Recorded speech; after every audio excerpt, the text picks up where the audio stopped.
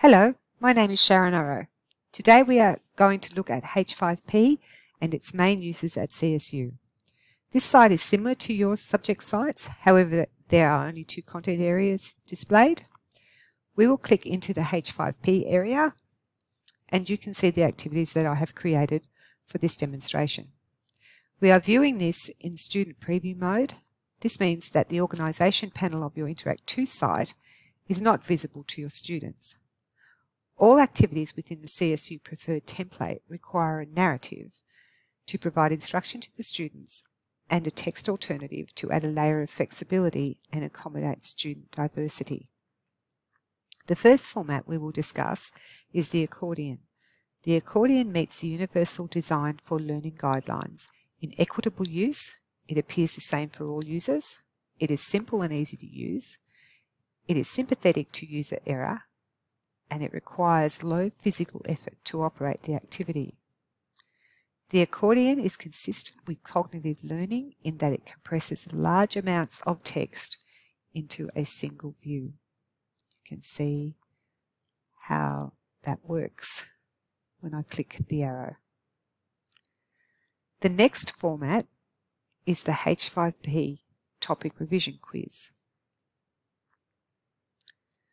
Ideally, the revision quiz would have authentic questions relating to the key concepts within a topic.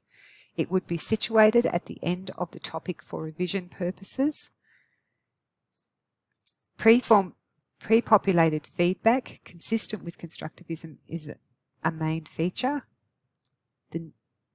So here, we do this, you can see that it will show the solution and you get to retry it. The next one is an image hotspot. That's this. An indicator is placed on the image, this little cross here,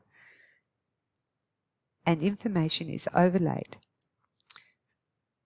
This reduces the cognitive load, and this format is very, very engaging.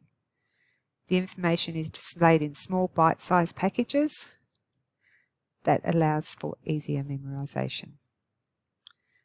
The last format we will look at is the course presentation format. This is the most versatile of the H5P activities. It can incorporate videos, audio, files, animations, and questions and answer slides. The tool is ideal for signature-based pedagogies where learning is based on a concept that is specific to a certain profession.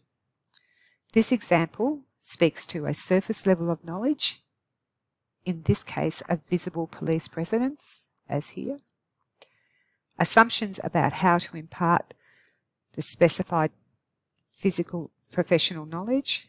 Here it is how to communicate in an ethical and polite manner with a diverse group of people. You can see she's speaking politely and in a friendly manner to this group of people. And finally, an implicit knowledge. In this case, professional attitudes and values. So she has a happy manner with these people. Obviously, a positive attitude makes for a better outcome, particularly as a police officer. There are many other uses for these formats in H5P. We have only just touched on the surface here today, but I hope this has been helpful. Thank you.